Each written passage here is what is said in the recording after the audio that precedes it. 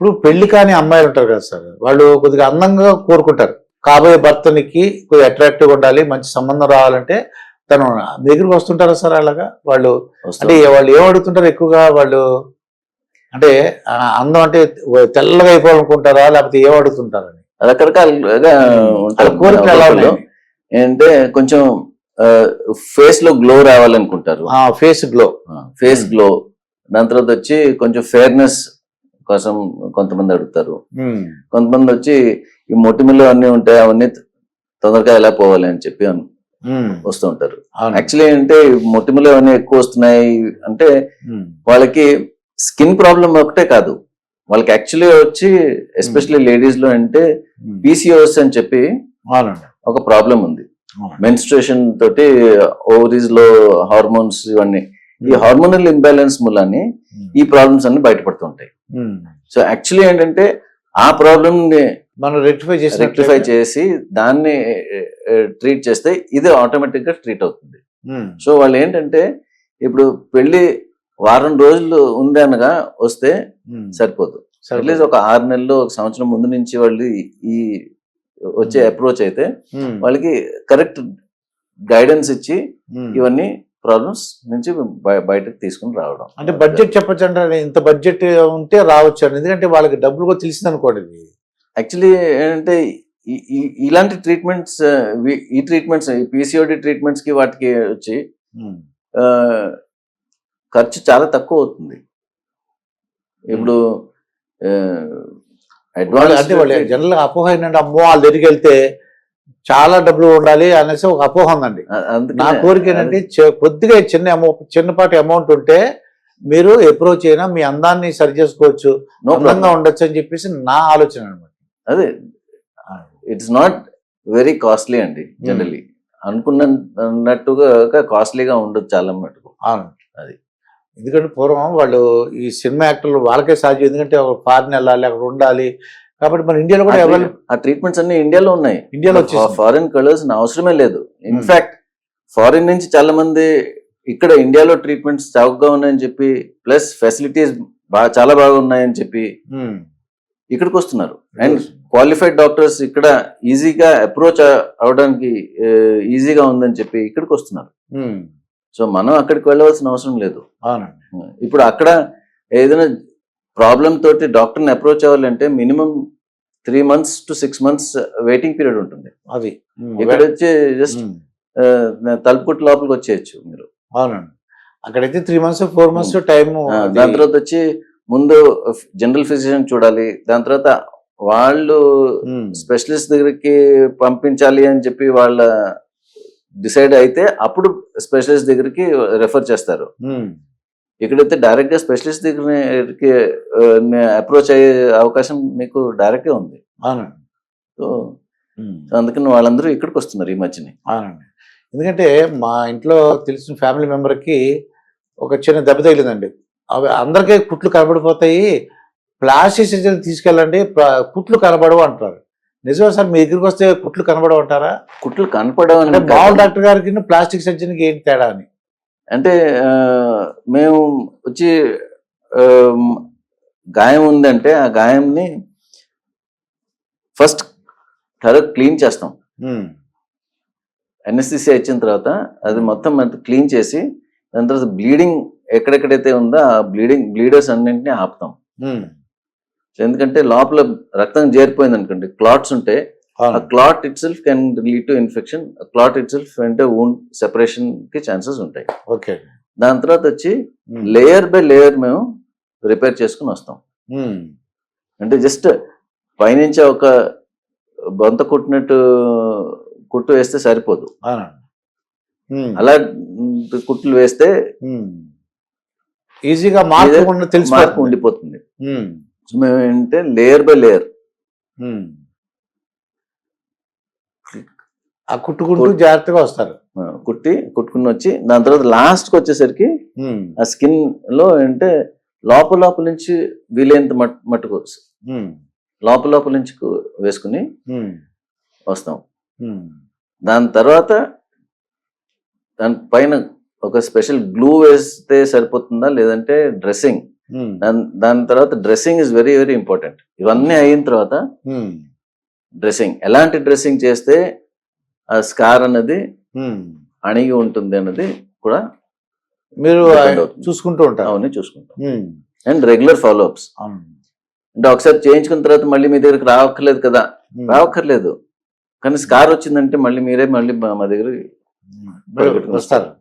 So అందుకని కొంతకాలం వరకు ఆ wound మొత్తం హీల్ అయ్యే వరకు వచ్చి చూపించుకుంటూ ఉంటే మీకు కూడా బాగుంటుంది.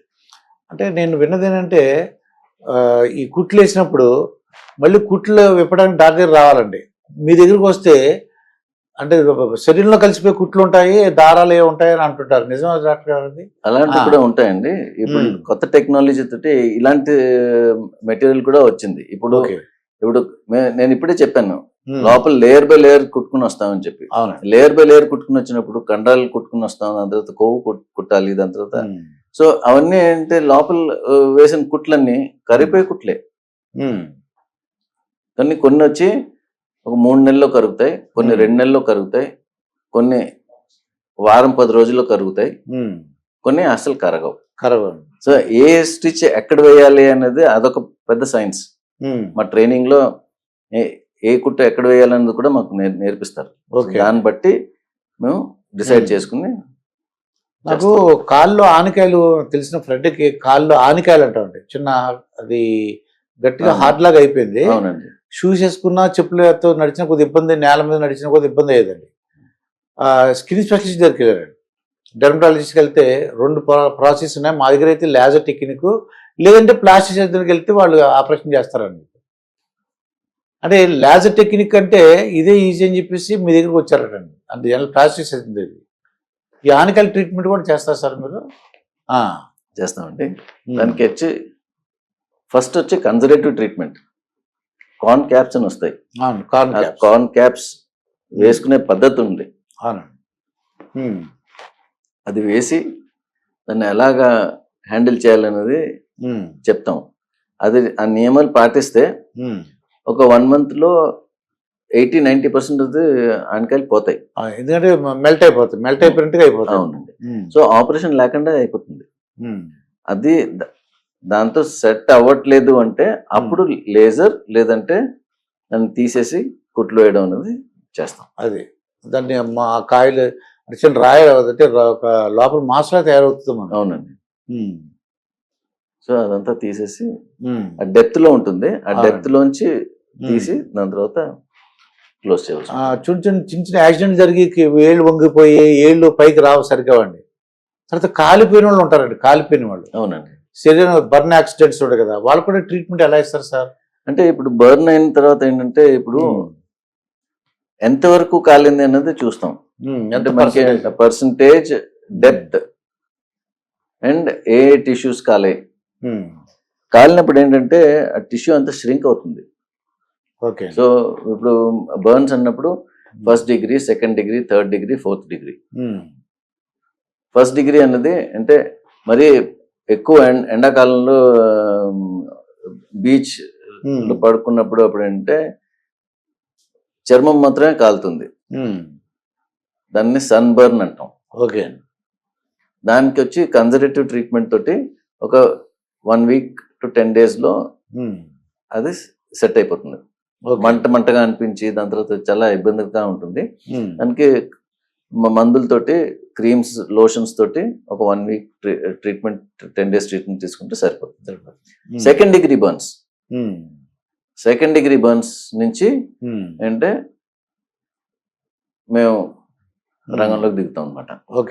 So 2nd degree, 3rd degree, 4th degree. So 2nd degree burns లో ఏంటంటే బొబ్బల్లో వస్తుంది, బ్లిస్టర్ అంటుందండి. ఆ బ్లిస్టర్ ని ఏంటంటే మేము అసెస్ చేసి దాన్ని రప్చర్ చేయకుండా దాన్ని కాపాడితే అది దాని అందరికి అదే హీల్ అవుతుందా లేదా అన్నది చూస్తాం. పైనుంచి అంటే ఐస్ ప్యాక్స్ పెట్టి రకరకాల ఆయింట్మెంట్స్ అన్ని పెట్టి ఏం చేస్తాం అన్నమాట. సో సూపర్ఫిషియల్ అయితే అది సెట్ అయిపోతుంది. అదే కానీ రప్చర్ అయిపోయింది లేదంటే ఎక్కువ కాలిపోయింది, ఎక్కువ కాలింది, డీప్ సెకండ్ డిగ్రీ బర్న్, అలాంటి వాళ్ళకి స్పెషలైజ్డ్ బయాలజికల్ డ్రెస్సింగ్స్ ఉన్నాయి. ఆపరేషన్ థియేటర్ తీసుకెళ్ళి అదంతా క్లియర్ చేసి ఆ డ్రెస్సింగ్స్ అన్ని వేసి దాని తర్వాత necessary precautions, antibiotics, IV fluids అన్ని ఇచ్చి దాన్ని ట్రీట్ నేను చేస్తాం. చూసినప్పుడు అదే కానీ థర్డ్ డిగ్రీ వచ్చింది అనుకోండి, అంటే మొత్తం స్కిన్ థిక్నెస్ మొత్తం కాలిపోయింది. అప్పుడు ఏంటంటే ఆ లేయర్ మొత్తం తీసేసి వేరే చోటు నుంచి చర్మం తీసి వేయవలసిన అవసరం పడుతుంది.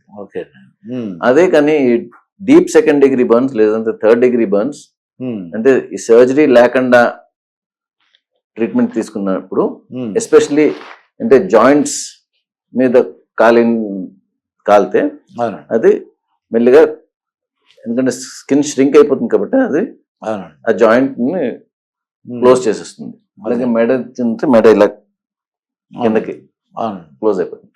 అలాంటి వాళ్ళకి నెక్స్ట్ ఇదంతా హీల్ అయిన తర్వాత దాన్ని అంతా సర్జరీ చేసి మళ్ళీ దాన్ని రిలీజ్ చేసి దాన్ని నార్మల్ స్టేట్ కి తీసుకురావడానికి ప్రయత్నిస్తాం. సో కొంతమందికి ఏంటంటే స్కార్ రివిజన్ అంటాం, కొంతమందికి స్కార్ ఎక్సిషన్ అండ్